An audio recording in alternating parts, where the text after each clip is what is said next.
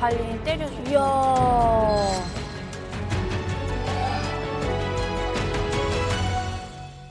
공장들마다 다 기숙사가 되어 있어요.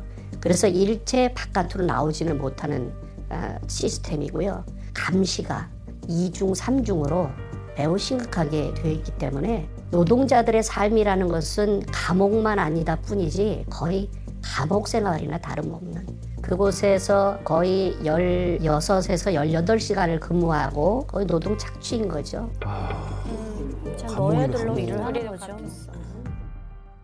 지금 단동 그 안에 노동자들이 16시간 이상 일을 하니까 햇볕을 못 봐가고 비타민 D가 부족해서 뼈가 다 녹아지고 부서지고 하는 그런 병들을 많이 겪고 있어요. 북한 노동자들이 일하다가 공사판에서 다치잖아요. 그 법적인 것에 인해서 상해 보상금이 주어집니다. 그럼 이 상해 보상금이 노동자 개인에게 주질 않아요. 이 보상금을 가지고 국가가 가져가 버리고, 그래서 북한 노동자들이 일하다가 다쳐도 병원에서 치료를 잘 못 받습니다. 기본적인 인권에 대한 착취가 많이 있는 거죠. 다친 건 개인인데. 진짜 얼굴 보기 싫다. 예전하고 차이는, 예전에는 그렇게 해도 폭동을 일으키지 못했어요. 맞아요. 왜냐하면 이 정권의 처벌에 대한 두려움 때문에. 그러나 지금은 의식이 굉장히 변화되고 있다라고 볼 수가 있거든요. 그 의식의 변화된 가장 큰 이유는, 가장 대표적인 게 스마트폰입니다. 스마트폰을 본다고? 야, 이게 진짜 크구나. 와, 역시 정보구나. 드라마나 유튜브나 이런 거를 보고 싶어가지고, 그래서 몰래 소지를 하고 하면서 외부 정보를 보기 시작하는 거예요. 그중에 이제 결정적인 게 한류의 영향이 큽니다. 한류가 통일을 한다니까. BTS가 통일한다. 왜냐하면 그 한류로 인해서 그런 사상이나 문화적인 의식 변화가 일어나는 거예요. 과거하고는 좀 다른 게, 과거에는 먹고 살기 위해서 사실은 나왔거든요. 지금은 아니에요. 새로운 세계를 보고 싶고 접하고 싶고 경험해보고 싶어서 그래서 나와요. 젊은이들이 많이 이탈을 하고 있거든요. 그래서 체제 붕괴가 되고 또 그것이 가장 빠른 어떤 통일의 수순이 아니겠는가 하고.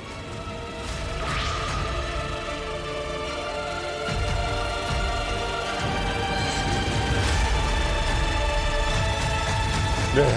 심각하다. 아니 제가 이제 저도 해외에서 한 4년 반 근무를 하면서 한 사람이 이제 사고 치는 걸 많이 봤는데, 이렇게 아예 집단적으로 항거를 하거나 폭동을 일으킨다는 건 생각도 못 했거든요. 근데 이건 지금 집단적으로 행동했다는 건 뭔가 이게 마지막을 가고 있는 게 아닌가 싶거든요. 와, 이거 심각한데요. 심각한 문제입니다. 이 지린성에서 발생한 폭동으로 지배인이 다치고 책임자가 사망한 사건, 북한 노동자들이 폭력적인 폭력 행위를 통해서 뒤엎은 거죠. 사실상 전복시킨 거예요. 네. 타 지역에 있는 북한 근로자들에게 이게 전파되고 있어요. 어떡해. 그래서 야, 지난 1월에 들고 일어난 거 들었어? 야, 우리라고 왜? 그래서 3월에서 무슨 일이 단동에서 일어나냐면, 노동자들이 출근 안 하는 파업을 해요. 그러자 북한이 한 번도 보인 적이 없었던 일종의 노사 협상을 합니다. 일종의 노사 협상을 합니다.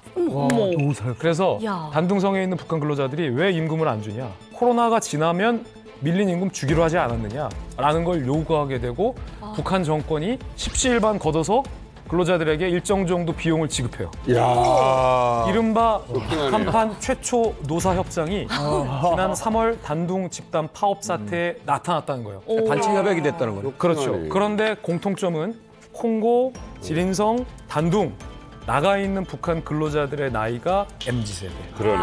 MZ세대. 그러네. 젊은 층. 잘했다. 이거. 예전에는 개인이 탈출하는 것으로 해결했지만 이제는 안 참는 거죠. 최근에 지난 2월이었었죠. 북한 당국이 러시아에 지금 나가 있는 그 노동자들에게 이런 명령을 내린 거예요. 첫 번째, 저녁 7시 이후 외출 금지. 두 번째, 스마트폰 사용 절대 불어. 세 번째, 전자기기 보유 신고하고 상납을 해라. 마지막으로는 상호 감시 강화, 동향을 장악하고 보고하라.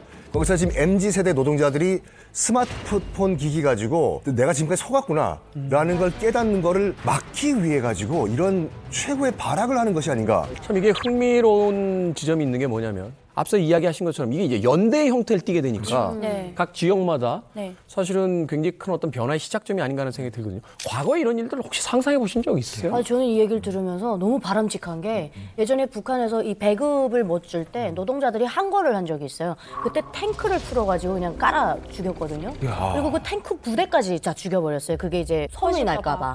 그러니까 그만큼 내부 안에서 일어났으면 아마 탱크 풀었을 것 같아요. 근데 지금 밖에서 이러니까 안 그래도 지금 인권 문제 때문에 전 세계가 지금 북한을 주시하고 있는데 너무 잘했다라는 생각이 들고 똑똑한 생각인 것 이게 같아요. 체제가 가진 참 그 어떤 아이러니인지 네, 모르겠는데 지금 무서울 거예요, 엄청. 파업과 폭동이 참 잘 일어났다라고 이야기하는 너무 잘했어요. 이런 어떤 사회를 쳐다보고 있어야 되니까. 이게 있어요. 또 이게 오만이라는 나라에서 통역사로 일을 하셨는데 그래도 이렇게 노동자들을 옆에서 보다 보면은 그들의 마음을 가장 가까이 잘 아실 것 같아요. 제가 아무래도 이제 오만에서 북한 근로자들을 이제 관리하는 일을 했으니까 이 사태 조금 알거든요. 그러게요. 제가 봤을 때는 저 같은 이제 관리자를 이제 잡은 거예요. 인질로 잡은 다음에 되게 거칠게 항고를 했던데 제가 봤을 때는 이미 정해져 있는 결과거든요. 이분들은 이제 돌아가면 종치병수용소에 가거나 숙청당하거나 정말 이렇게 정말 비극적인 결과가 기다리고 있을 건데 그럼에도 불구하고 이런 이제 폭동이 일어날 수 있었던 것이 아마 북한의 젊은 20대, 30대 MZ 세대가 정말 이번에 들고 일어난 것이 아닌가. 네. 일단은 저희 할아버지나 아버지 때 같아서는 이제 김일성이나 김정일 그리고 당에 대해서 충성심이 엄청 높았고 그리고 정치색이 뚜렷했어요. 근데 저희 같은 친구들 같은 경우는 정치색이 점점 더 이제 희미해지고 있어요. 사회주의 그 경제 체제가 이미 현실적으로 붕괴된 상태였고 보고 듣고 이제 현실로 이제 피부를 맞아요. 느낀 사람들이잖아요. 그러니까 이분들은 이제 되게 개인화가 많이 진행되어 있어요. 그렇죠. 바람직한 행동. 이렇게 된 상태에서 이제 외국까지 나왔는데 해외 나와서 보니까 다른 이제 해외 근로자들도 있잖아요. 그들과 비교하게 되고 그 이외에도 이제 임금 문제나 그리고 자기들의 초우 문제 이런 것들에 대해서 계속 이제 불만이 쌓이는 그렇죠. 게 아마 이번에 정말 폭동으로 이제 뭔가 폭발하지 않았나. 제가 그 쿠웨이트에서 수천 명의 노동자들을 그 지켜본 입장에서 말씀을 드리자면 우선 요즘 그 노동자들은 돈에 굉장히 민감합니다. 예, 굉장히 민감하거든요. 그러니까 이분들이 타양 말리에 나와서 뼈 빠지게 일을 하는 그 기본 목적이 돈을 벌기 위한 거거든요. 그 돈을 벌어 가지고 이제 귀국을 하면 그래도 부모 조자를 부양할 수 있으니까. 그래서 모든 걸 다 참고 지금 나와서 일을 하는데 수당을 주지 않았다, 보수를 주지 않았다. 이건 굉장히 심각한 문제입니다. 그러니까 이분들이 이제 노동에 대한 그 대가가 아무것도 없다고라고 하게 되면 노동자들은 정말 이 화가 날 수밖에 없죠. 들어갈 때 얼마나 벌어서 들어갔습니까? 솔직히 입에 담기가 좀 거북합니다. 5년 동안에 제가 벌은 게 2,000불이었습니다. 5년 동안? 네, 5년 동안. 5년 동안. 지금 환율로. 지금 환율 270만 원. 5년 동안 2,000불이요? 2,000불. 한 달에 40불이 안 되지. 한 달에 한 4만 원 돈을 못 받은 겁니다. 월급이. 이런 나라가 어디 있습니까, 이게? 그게 어떻게 됐냐면요. 저희가 1차 생으로 나왔기 때문에 2년 동안은 무보수로 일을 했습니다. 무보수로. 네. 무보수가 어디 있어 세상에. 아, 이거 2,000불은 너무하지 않았습니까? 근데 이게 사실상 이제 미국 달러로 한 2,000불 정도 되는데 이 돈이 북한에서 결코 작은 돈이 아니에요. 꽤 큰 상당한 돈이고요. 왜냐하면 제가 대학 졸업하고 이제 통역사로 발표받고 이제 직장 처음 갔을 때 저한테 이제 한 달에 준 돈이 2,500원이었어요. 북한 돈으로요. 이건 1불도 안 되는 돈이거든요. 한 0.3불? 이 정도 되는 돈이에요. 저는 이전에 그 외대를 다니면서 돈 많은 친구들이랑 같이 다녔잖아요. 저는 그 친구들하고 살면서 사람들이 이렇게 사는 줄 몰랐어요. 수많은 사람들이 일 끝나고 가서 장마당에 가거나 혹은 남의 집 가서 다시 일해주고 이렇게 해서 먹고 사는 사람들이 엄청 많았어요. 이런 비교가 의미는 없겠습니다만 대한민국에서 일을 안 해도요 실업수당이 그거보단 더 나올 거예요. 제 말이 그 말입니다. 북한에서 아무리 한국에선 제일 못돼 봐야 진짜 뭐 저희가 이제 오만이라는 나라가 사막이잖아요. 사막이니까 이제 일할 때 보면 다 밖에서 일하는데 군을 진 것이 없어요. 쉬는 타이밍에 이제 사람들이 쓸 수 있는 그런 이제 쉘터를 이제 만들어 가지고 그늘을 인위적으로 만들었죠. 네. 각국에서 이제 일하러 온 노동자들이 다 거기로 모여와요. 주문해서 스마트폰을 딱 꺼내요. 그래가지고 가져간다 이제 영상 통화를 켭니다. 얘기 들어보면 그냥 다 같은 얘기예요. 한국 부모들이 자식들한테 하는 얘기처럼 잘 있냐, 학교는 갔다 왔냐, 뭐 아빠 잘 있다, 너 사랑한다, 뭐 이런 얘기를 하거든요. 그거지. 그 옆에 보면요, 북한 사람이 거기서 이제 쭈그리고 앉아서 그걸 이렇게 부러워서 보고 있어요. 정말 불쌍하다는 생각보다는 이제 화가 나거든요. 네네. 예, 화가 나거든요. 이제 화가 나서 이 사람들이 원하는 건 다른 것도 없어요. 그냥 내 몸 하나 정말 40~50도 되는 이 사막에서 불태워서라도 정말 가족을 먹여 살리자. 그런 이분들의 인생의 목표는 그냥 돈이에요. 지금. 그렇죠. 그런 걸 하나 가지고 온 사람들인데 그 사람들은 솔직히 북한에 돌아갈 때까지 서식 한 번도 못 듣고 아파도 말도 못해요. 뭐 이런 입장에서 볼 때 보면 그러자 너무 가슴이 아프죠. 그 가족 얘기가 나와서 제가 말씀을 드리는 건데, 제가 쿠웨이트에 있는 한 노동자분한테서 들은 얘기예요. 그러니까 이분이 하시는 말씀이 자기네가 잠들기 5분 전까지 이 5분이 굉장히 진짜 막 힘들다고 말씀하시더라고요. 그래서 왜 그러냐 한번 물어봤더니 아무래도 쿠웨이트라든가 뭐 이제 카타르 이런 걸프 지역의 날씨가 굉장히 살인적인 날씨입니다. 밖에 나가서 일을 할 때에는 이런 생각이 안 나는데 이제 들어와서 취침하기 딱 전에 한 5분 정도 있으면 가족 생각이 난다는 거예요. 그때 두고온 부모, 처자, 그리고 막 뛰놀던 자기 그 아들, 딸 이런 생각이 쭉 물밀듯이 이렇게 몰려온다고 하더라고요. 그러면서 한 5분 전에 또 이렇게 눈물을 쭉 흘리다가 또 자군한다고 그렇게 얘기를 하더라고요. 제가 오랜만에 들어갈 때가 2019년도 가을이었거든요. 오랜만에 들어가는데 부모님들이 보고 싶잖아요. 부모님들이 연락을 해서 아버지가 올라왔습니다. 제가 군복무 한 8년, 거의 9년 만에 아버지 모습을 보는데 솔직히 제가 군관학교 가려고 한 1000불만 보내려고 했거든요. 1000불은 부모님에게 보내고 1000불은 군관학교 가는데 제가 쓰겠다. 예. 아버지 모습 보는 순간 마음이 무너졌습니다. 다 드렸어요. 지금도 아버지 생각을 하면 눈물이 앞을 가립니다. 아버지가 얼마나 고생을 했는지 온 얼굴에 그 주름이 죄송합니다.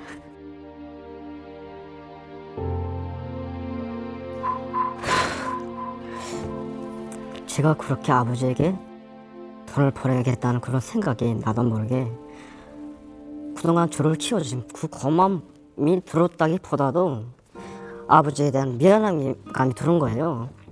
솔직히 제가 집에 있을 때 엄청난 거짓불통, 부모님들의 속을 태웠던 그런 자식이었는데 그런 자식이라도 이렇게 집을 떠나보내니까 부모님이 그런 자식을 손꼽아 기다렸다는 게 그게 너무 고맙고 자식이라는 게 그런 거였습니다. 부모님의 얼마나 온갖 그 세월을 얼굴에 다 씌워 있는 모습을 보는 순간 언제 뭐 망설이지 않고 이 전부를 그냥 다 쥐어줬습니다.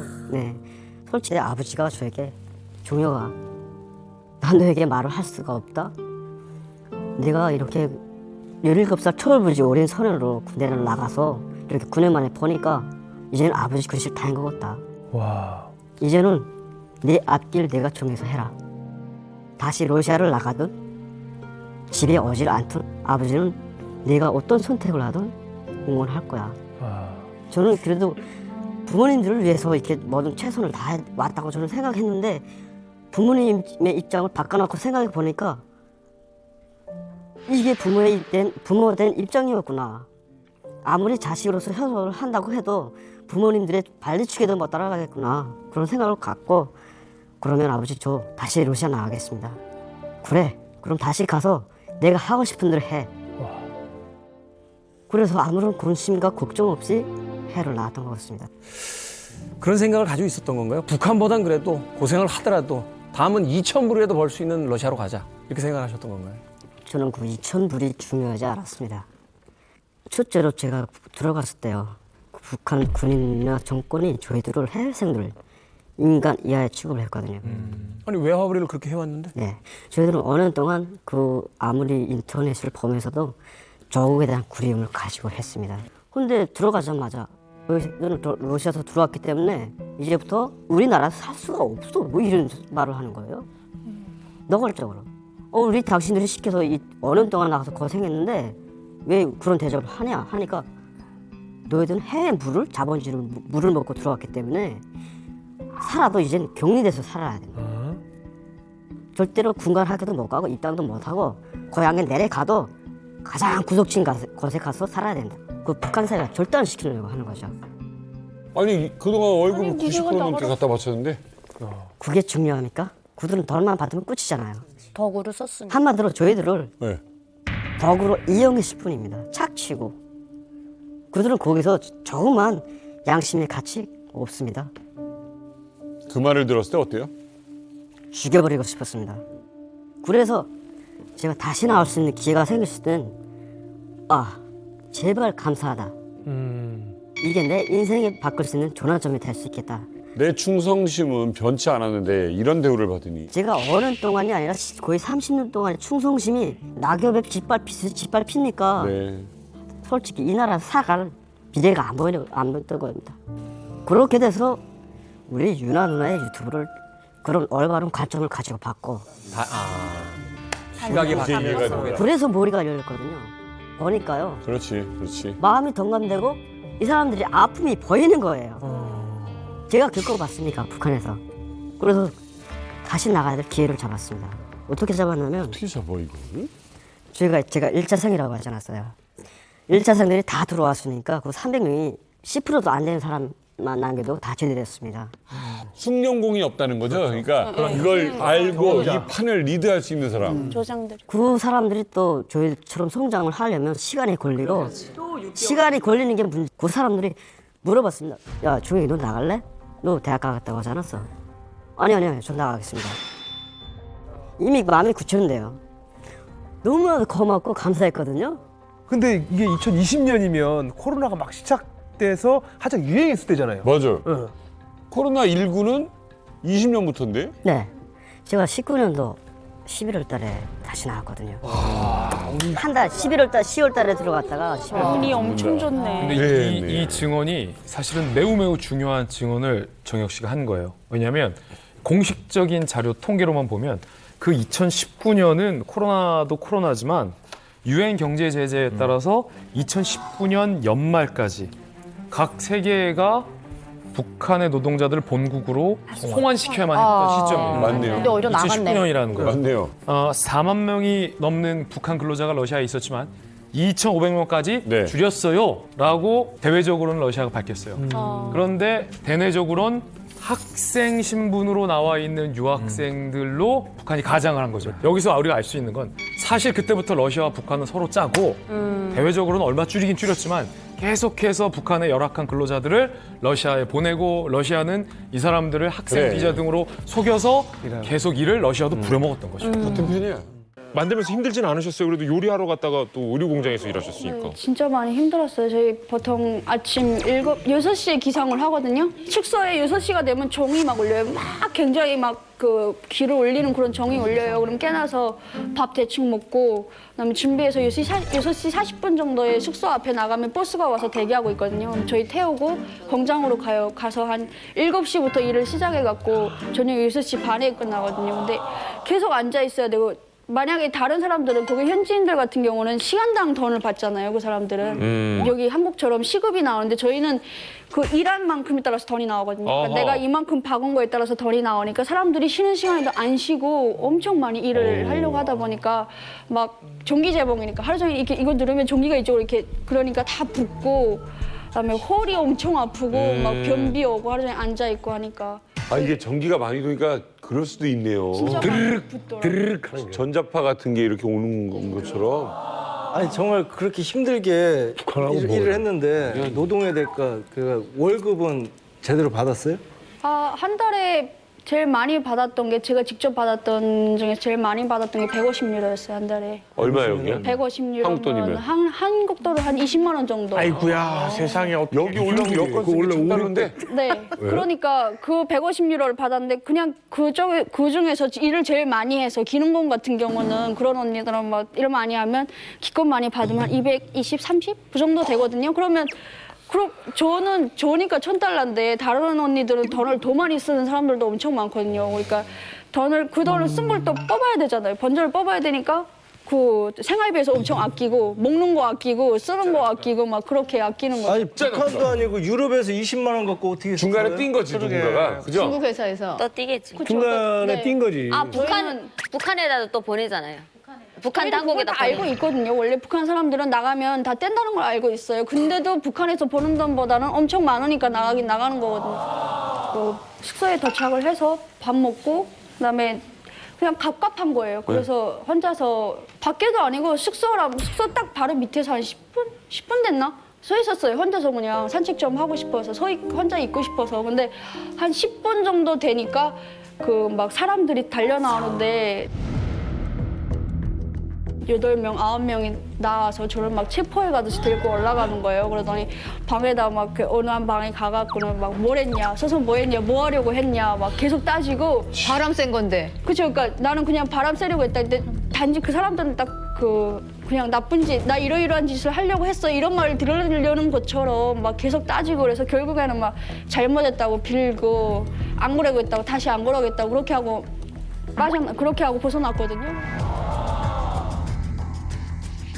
그래서 제가 혼자 다니다가 이렇게 혼났으니까 그래 그럼 다 같이 가보자 해가지고 4명에서 그때 일요일이었어요. 주말이어가지고 바닷가 저기 놀러 나갔었거든요. 근데 거기는 또 유럽이 되게 주말이면 엄청 막 축제처럼 되게 분위기가 진짜 좋아요. 야경도 그렇고 막 사람들이 막 굉장히 즐기고 그래가지고 그거 보다가 되게 생각이 내가 이 기회가 아니면 언제 이걸 보겠니? 마음껏 담아갖고 가서 가져가는데 실컷 자랑을 해야지. 막 나 이런 것도 봤다고 막 한참 보다 보니까 시간이 엄청 지난 거예요. 그렇지. 그걸 모르고 숙소에 왔는데 통금 시간이 10시였어요. 네. 근데 11시까지 저희가 도착을 한 거예요. 근데 그다음에 그 4명을 세워놓고 저희가 4명이 같이 나갔는데 4명을 세워놓고 나머지 사람들이 막 한 사람씩 비판을 해가는데 막 저보고 뭐 갈대처럼 살지 말고 참대처럼 살라고 막 계속 갈대랑 참새는 그거이 어떤 무슨 말입니까? 참대. 그거이 무슨 말입니까? 참대. 북한이 참대, 뭐 배곡, 뭐 소나무 이런 거 되게 좋아하잖아요. 그러니까 네. 변치 않는다는 뜻에서 그런 거 되게 좋아하잖아요. 근데 갈 때는 막 흔들흔들 하잖아요. 그러니까 흔들거리지 말고 꼿꼿하게 살라 막 이런 뜻이겠죠. 참대처럼. 그러니까 막 그래갖고 근데 저는 도한 거예요. 전에 또 혼자서 행동하다가 막 굉장히 욕먹었으니까 완전 위험 요소에 딱 들어간 거예요. 저는 그래갖고 막 굉장히 욕먹고 외국인하고 눈만 마주쳐도 막 뭐라 그러고 일주일에 한 번씩 생활청원을 계속 하거든요. 거기선 금요일마다 수요일마다 하는데 빨간 책 들고 가면 중국 애들이 자꾸 어디 가냐 물어봐요. 빨간 책 들고 어디 가냐고. 저희는 빨간 책 들고 가요. 여기 이거 배지 달고 가서는 막 생활청원 하는데 비판은 저한테 나오는 거예요. 외국인들하고 막 어쩌고 막 그랬다고. 미치겠다. 네, 생활이 모범적이지 못하고. 세상에.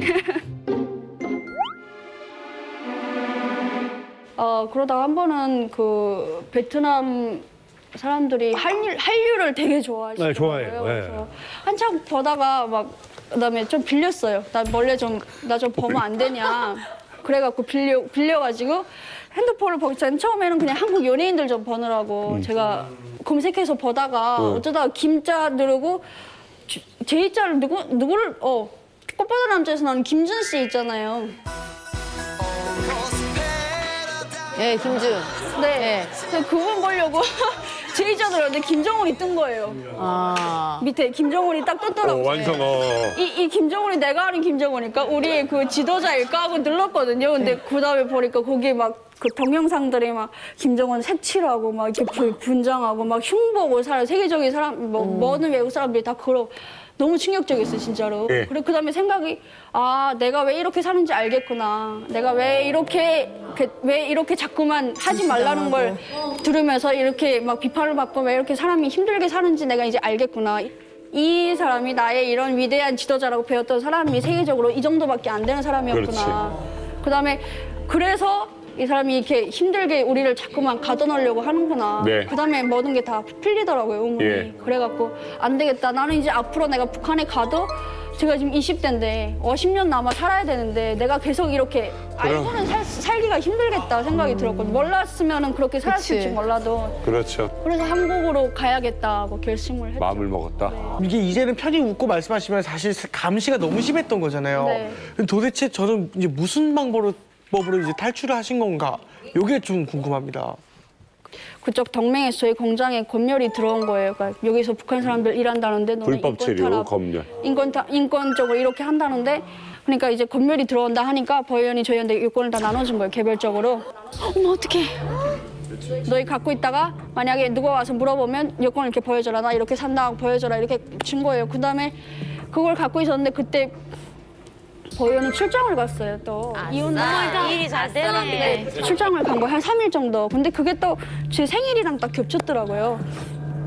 그래서 이때다 생각을 하고 그 전날부터 제 생일 전날부터 되게 치아가 너무 아프다고 계속 그 호소를 했어요. 옆에 사람들한테도 그렇고. 연기. 나 너무 치아가 아프다. 막 그래서 계속 밤새 치아를 이렇게 싸고 이거 감고 여기 손을 대고 막 계속 그렇게 막 신음소리 내면서 여기다 한 2대 때리고. 네, 막 여기도 누르고 막 계속 그러고 그다음에 그래도 한번 보기라도 해야겠다 제가 말을 했어요. 그래갖고 그래 그럼 갔다 와라 해갖고 통역과 같이 붙여준 거예요. 통역이 저희 계속 병원에 데려다니고 그렇죠. 그런 사람이 있거든요.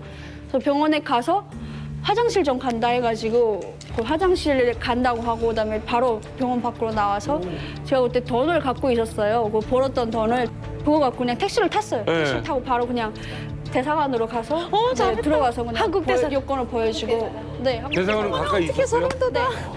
그래서 대사관 들어갔어요. 네. 막 중국에서 보면 막 경비들이 맞고 그러는데 거긴 그런 건 없어요? 아 거기는 전혀 안 그렇더라고요. 제가 만약 중국에서였다면 제가 잡혔겠죠. 그러니까. 당연히 나오자마자 잡혔겠죠. 네. 근데 유럽은 그런 게 아예 없어요. 제가 너무 신기했던 게 네. 항상 나갈 때마다 교육을 받은 게 그거거든요. 왜 그 북한에서도 막 이것저것 말이 그 교양을 하면서 말이 보여주기도 하고 막 그런 게 너희는 나가면 이렇게 사진 자료도 다 있어요. 이 사람 북한 사람인데 이 주변에 지금 감시를 하고 있다. 너희도 나가면 이렇게 감시를 당할 것이다. 외국인들한테.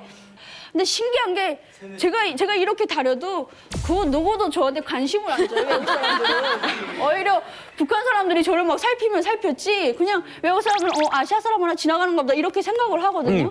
그러니까 제가 나와서 그냥 대사관 들어갔어. 누구도 없더라고요. 그냥 바로 들어갔어요. 그래. 들어가고 그다음에 생각이 했던 게 유럽에서는 노스코리아가 이게 북한이 보호 대상으로 들어간대요. 국제 인권 그 보호 대상으로 들어가서 제가 그냥 누구한테 잡혀간다 할 때 경찰 잡고 헬프미 나 노스코리언이다 하면은 그냥 바로 보호해 준대요. 그걸 알고 있었으니까 그렇게 해서 들어가서 그다음에 한국 친구를 만나 여권을 보여주고 나 이렇게 북한에서 일하던 북한 공장에서 일하다가 이렇게 왔다 하니까 그분이 뭐 이것저것 좀 알아보시더니 바로 제가 그냥 거기서 자발적으로 왔다고 저는 그 다 쓰고 저녁에 비행기 타고 바로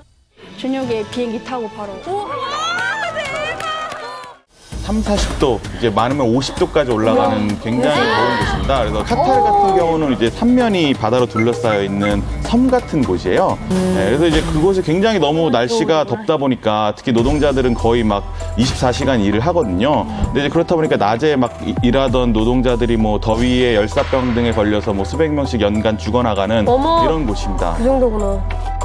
돈은 1년에 어느 정도 번다고 들었어요? 북한. 이게 그 편차가 정말 심해요. 이게 북한 노동자는 월급을 그 12시간 일한다고 돈을 주는 게 아니라 공정률에 따라서 급여가 차등 지급됩니다.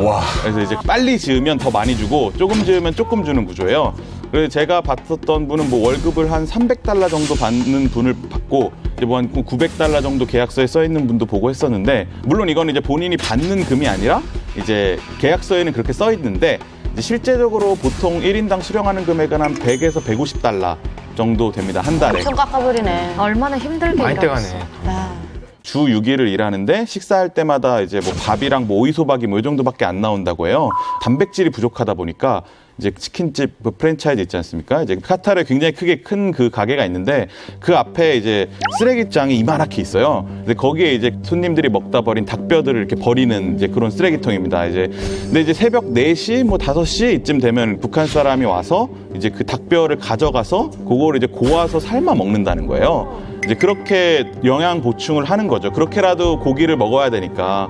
빵집 같은 데서는 이제 그 유통기한이 지난 빵도 이제 새벽에 가서 주워가고 이런 것들이 계속 기승을 부리니까 이제 카타르 정부도 굉장히 위생에 철저한 당국인데 버리는 걸 북한 사람들이 가져가니까 아예 막 그 음식물 쓰레기 위에 이제 살충제를 뿌려가지고 못 가져가게 하고 뭐 이렇게 하는 소동들이 계속 잇따라 발생했었다고 합니다. 아니, 그 먹을 게 이렇게 열악했으면 이 잠자리는 또 오죽했겠어요? 그 숙소는 가보셨나요? 어떻습니까? 네, 북한 사람들이 사는 이제 숙소가 이제 뭐 셰일리아라는 지역에 이렇게 외국인 노동자들이 사는 숙소가 있는데 그곳은 진짜 그냥 콘크리트 건물만 있고 아무것도 배치돼 있지 않습니다. 그래서 전기도 안 들어와요.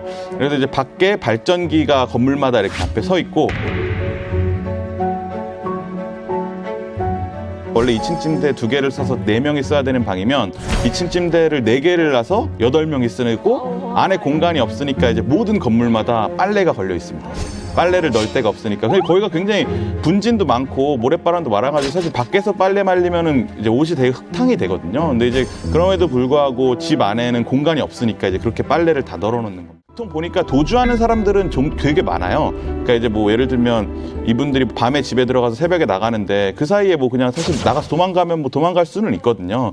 근데 이제 도망가는 사람들을 추적하는 이제 뭐 전문조가 있습니다. 그래가지고 한 이 도하라는 도시가 굉장히 작아요.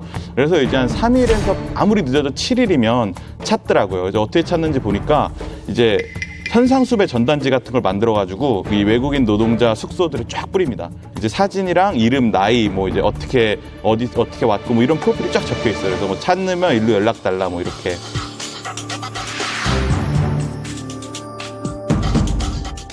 그 관리자들 생활은 혹시 어떤지 아세요?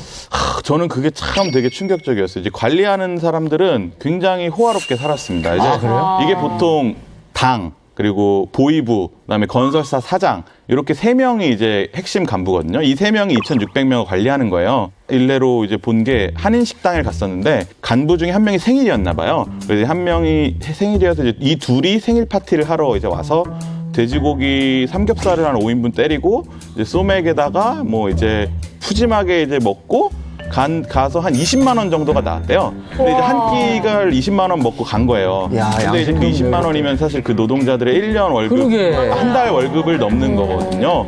그래서 그렇게 먹고 가고, 그 다음에 이제 카타르에 있는 이제 술이 굉장히 엄격하게 금지돼 있습니다. 그래서 호텔에서만 파는데 거기 가서 이제 위스키를 먹으려면 수십만 원 정도 합니다. 그래서 이제 근데 그거를 이제 자주 먹으러 오는 북한이 간부들을 목격했다는 한인들이 되게 많더라고요. 그래서 뭐 정말 뭐 누구는 막 뭐 죽으라고 그냥 닭 쓰레기를 주워다 죽을 끓여 먹는데, 누구는 이제 나이트클럽 가서 위스키를 먹고 뭐 이제 이러니까 정말 참 씁쓸하다는 생각이 들었어요. 이제 건설사 사장 같은 경우도 진짜 제가 듣기로는 3년 바싹 뛰면 한 100만 달러 정도를 이제 긁어서 갈 수 있다는 얘기가 들릴 정도로 북한 노동자들 입장에서는 정말 전혀 다른 차원의 세계 얘기였죠. 간부와 노동자의 세계는 북한의 세계지. 현장에서 북한 사람들이 일하는 곳을 찾아야 됐으니까 거기부터 찾고, 일단 북한 사람들이 일을 하는구나 확인을 한 다음부터는 정문 앞에서 그냥 무작정 기다렸어요. 그래서 이제 그냥 아침부터 그냥 가서 기다리다가 이제 혹시나 이제 한두 명이 뭐 이제 담배 피우러 나오면은 이제 그거를 붙들고 이제 좀 얘기를 해보려고, 안녕하세요, 저 이제 남조선에서 온 대학생인데 이제 북조선에서 오셨죠 하면서 말을 걸면, 처음에는 그 사람도 남조선에서 왔다 그러니까 약간 하고 당황하다가, 그래도 그 사람들도 어쨌든 남조선 사람 본 적이 없었을 거예요. 그래서 태어나서 처음 봤을 겁니다. 그래서 신기한 마음인지 이제 같이 뭐 반갑습니다 하면서 이렇게 얘기가 통하더라고요. 저는 솔직히 말하면 이렇게 대응할 줄, 이렇게 맞아줄 거라고 생각도 못했거든요. 왜냐하면 이제 북한에는, 중동에는 쿠웨이트에 북한 대사관이 있는데, 쿠웨이트 대사관이 그때 당시가 서방 언론에서 그 북한 노동자 인권 침해가 너무 심하다 이런 기사들을 많이 쓸 때였어요. 그래서 북한의 쿠웨이트 대사관을 통해서 내린 지시가, 남조선 사람이 만약에 공사 현장에 접근해서 뭐 이제 카메라를 들고 다가오면 이제 단숨에 카메라를 부수고 제압해라 뭐 이런 취지의 공문을 이제 그 중동 오만, 카타르, 뭐 쿠웨이트 이런 데 뿌렸거든요. 그래서 저도 이제 그 정보를 알고 갔던 거라, 저는 혼자고 안에는 수십 명의 북한 사람들이 있는데 잘못 엮이면 끌려들어요. 요단강을 건널 수 있겠다. 자, 이런 생각도 들었는데 7시쯤이라 이제 어둠이 깔린 상태여서 라이트를 켜고 야간 작업을 하고 있을 때였거든요. 그래서 이제 조용히 공사장 뒤쪽에 이제 어색한 곳을 가는데 그때 좀 떨리더라고요. 어쨌든 그 사람이 뭐 이렇게 그래서 되게 얘기를 잘해주려는 태도를 취해줘가지고 먼저 담배를 권하니까 이제 조금 망설이더니 받더라고요. 한 대가 다 탈 때까지가 얘기가 할 수 있는 맥시멈 시간인 것 같았어요. 그래가지고 이 한 대를 태울 때까지 어쨌든 얘기를 많이 해야겠다라고 해서 뭐 저는 남조선에서 온 대학생인데 뭐 북조선은 어떻게 지내고 있냐 뭐 이런저런 얘기를 막 하면서 이제 시간을 보냈죠. 근데 뭔 얘기했어요? 뭐 되게 진짜 친구 같은 얘기였어요. 저랑 한 2살 차이 나는 동생이었는데 이제 뭐 북한에 애가 있고 부인이 있고, 그래서 자기는 여기 온 지 뭐 이제 한 달 조금 넘었다고 했었고, 제일 얘기했던 건 이제 집에 있는 가족들이 보고 싶다. 그래서 이제 자기가 처음 왔을 때는 침대에 누워서 눈만 감으면 이제 북한에 있는 와이프와 애가 떠올랐다는 거예요. 그러면서 이제 어쨌든 뭐 이제 살아야 되니까 뭐 계속 일을 하게 됐다 뭐 이런 얘기들 하고.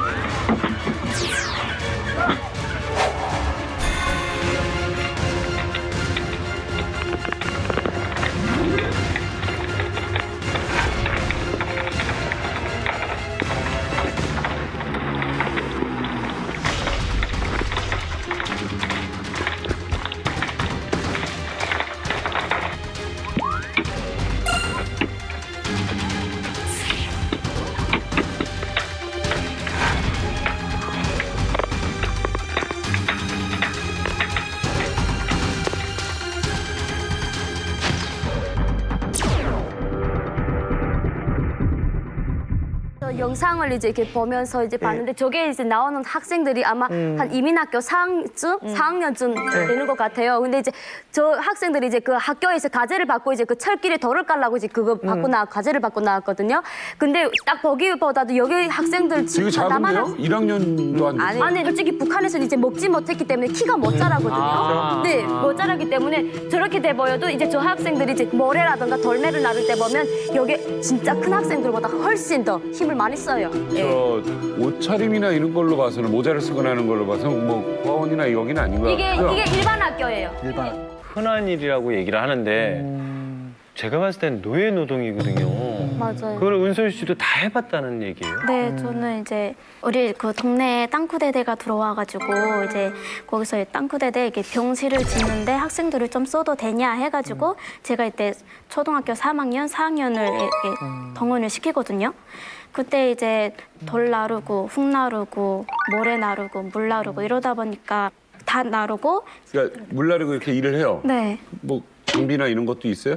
장비는 이제 자기가 다 집에서 챙겨와야 되는 거죠. 그 그게 도구가 없으면 그냥 손으로 일일이 다 해야 되는 거죠. 손 다치잖아요. 그래서 맨손으로 계속 일하다 보니까 계속 피나고 찢어지고 물집 나고 이러다 보니까 이게 손이 너무 아픈 거예요. 그래서 그런 일을 어쩔 수 없이 그래도 참아 가면서도 그걸 해야 되는 거죠.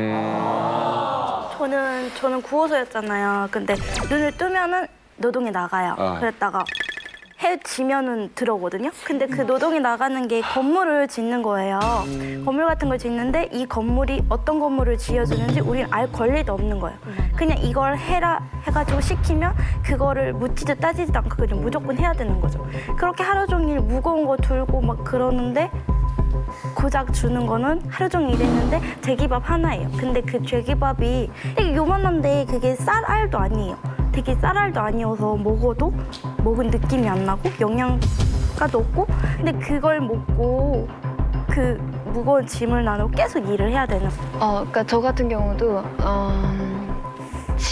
집에서 먹을 게 없어가지고 학교를 못 가거나 이제 그리고 또 학교에 가면 내라는 게 너무 많아서 못 가는 경우도 정말 많지만 저 같은 경우는 누워가지고 일어날 힘도 없는데 학교에서 와가지고 학교 가자고 근데 학교 가서 공부하자가 아니라 농촌 동원에 나가야 되니까 가야 된다 먹지 못해가지고 일어나지도 못하는데 반매로 가야 된다고. 그러니까 학교 일도 힘들지만 구호소는 더 힘들고 거기다 고아원은 더 힘들어요. 네, 고아원에서 한 일은? 고아원에서 제일 많이 했던 일은 첫 번째로 꼽으라면 김매기였고요.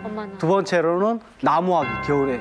그리고 세 번째는 제일 잊혀지지 않는 게 세 번째인데 토피 찍기였습니다. 그게 뭐예요? 그게 뭐냐면요. 진흙하고 볏짚을 섞어가지고 이렇게 물로 적셔가지고 이렇게 벽돌을 찍어내는 거예요. 담배 쌀 때 필요한 애들이에요? 네, 저희 뭐 요만한 애부터 시작해서 그건 다 할 수 있거든요. 키가 작으면 작을수록 더 할 일이 많아요. 왜냐하면 땅굴에 들어가야 하거든요.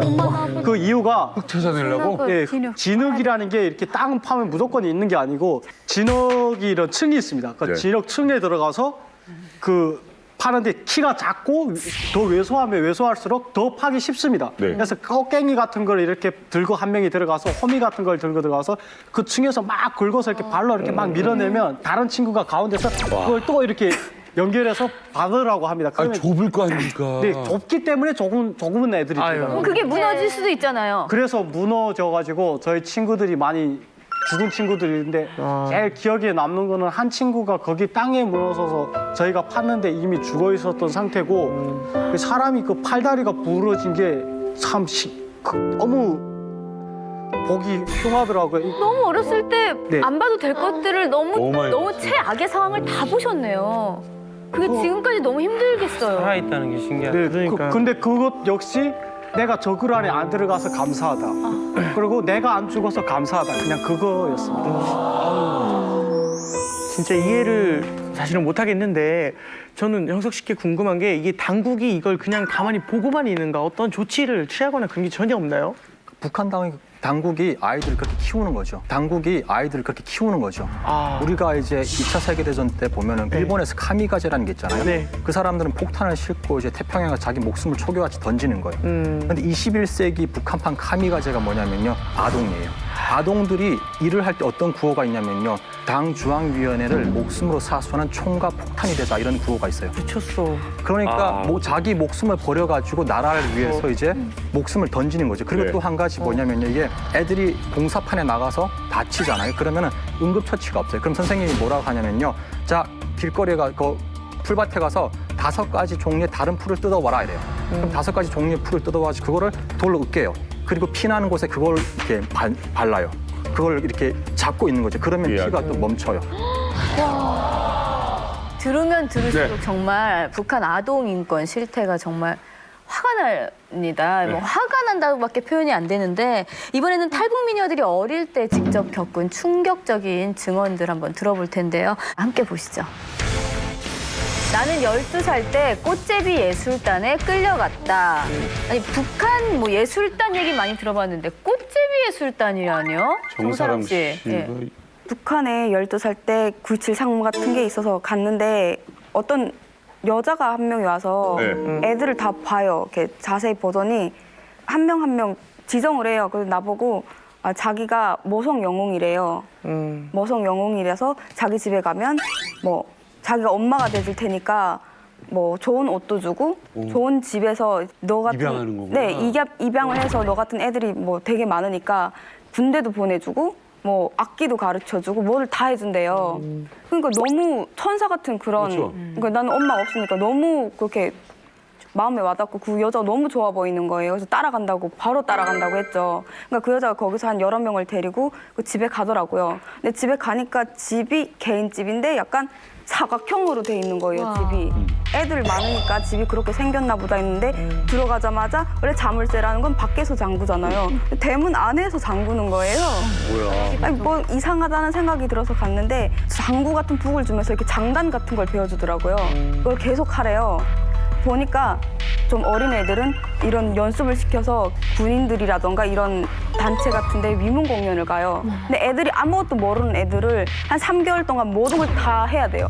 막 앉아서 하루에 2시간 자고 북, 만담, 노래, 뭐 춤 다 시키거든요. 못하면은 북채로 그냥 그 여자가 때리는 게 아니라 거기 있는 애들 모두 때리게 만들어요. 서로. 그래서 거기서 만약 봐주거나 좀 때리기 싫어하면은 너도 동료한테 너도 하기 싫어서 얘랑 같은 편이야 이러고 걔까지 맞게 하는 거예요. 그리고 막 뒤에서 그 엄마가 너무 무섭다 이런 얘기 하는 언니가 있었어요. 그러니까 그 언니를 염소 우리가 있는데 이렇게 팔을 이렇게 묶어서 하루 종일 다람에 놓더라고요. 저 깜짝 놀랐거든요. 다람에 놓으면 피가 안 통해서 이렇게 다 부어요. 여기서부터 까맣게 됐는데 잘못했다고 기어다니더라고요. 그래서 무서워서 그 엄마만 집에 들어오면 입만 쳐다봐요. 뭐라고 말할까 하고 그래서 막 죽기 살기로 그걸 하는 거예요. 알고 보니까 계속 도망갈까 봐 안으로 자물쇠를 채우고 보초를 세워요. 애들이 못 도망가게. 뭐 물을 길러 가거나 밖에 나갈 때는 3인 1조라던가 2인 1조로 보내요. 그러니까 서로 감시해서 못 도망가게 하는 거예요. 집에서. 공연단을 만든다는 게 그러니까 애들을 그냥 맞아요. 갈기하듯이 해서 그런 그래서 공연단을 그 여자는 만드는구나. 군대를 보내고 이렇게 나라에 보여주고 비춰지는 거는 막 나라를 위해서 헌신하는 그런 어머니 상이니까 나라에서 영웅칭호를 받고 오성. 위대한 영장을 모시어라는 기록 영화도 찍었어요. 오늘 얘기를 들으면서요 계속 그 제 아이의 얼굴이 똑같이 말씀하는데 떠올라가지고 충격과 분노가 굉장히 많이 올라왔었거든요. 근데 저는 사랑 씨가 거기에서 얼마나 오래 계셨는지 그게 궁금하거든요. 어느 정도 있었습니까? 저는 거의 1년을 있었는데 이게 웃기는 게 뭐냐면 가면 제가 사랑이면 사랑이로 안 불러요. 이름을 바꿔줘요. 총폭탄, 자폭 정신 뭐 이런 그 구호를 이름으로 달아주거든요. 그러니까 너네는 커서 이렇게 장군님한테 충성을 해야 하니까 이름 자체도 이런 평범한 이름이면 안 된다 이러고 밥은 줘요? 밥은 주는데 군용식기 같은 거 있는데 거기에다 5분의 1 정도? 그걸 하루에 2끼를 나물이 거의 한 70% 섞어서 그 나물도 토끼풀 같은 거를 뜯어오라고 그러거든요. 그렇게 뜯어오면 그걸 섞어서 먹고 토끼풀을요? 네, 토끼풀을 먹고 거기서도 저 한 4명인가 죽는 걸 봤어요. 그러니까 저는 거기 1년 있는 동안 평생 울 걸 다 울었던 것 같아요. 그 탈출은 어떻게 했어요? 그러니까 물 길러 가면 3일 1조로 가는데 그 물 깃는 사이에 저 어두웠으니까 잠깐 엉거주춤하다가 진짜 죽을 힘을 다해서 5km를 진짜 마라톤을 하듯이 뛰었거든요. 기가 막혀요. 근데 후에 무서웠던 게 그 여자가 애들을 풀어서 저를 잡으러 다니는 거예요. 저를 잡으러 다니는 거예요. 그 거리를 그 집 애들이 패거리를 지어서 장마당이랑 골목에 다니는 거예요. 저를 잡으러. 잡히면 너무 무서워. 잡히면 다시 데리고 가서 죽을 때까지 때려요. 잡혀온 애들 되게 많이 봤어요. 말도 안 되는 도망가면. 얘기네.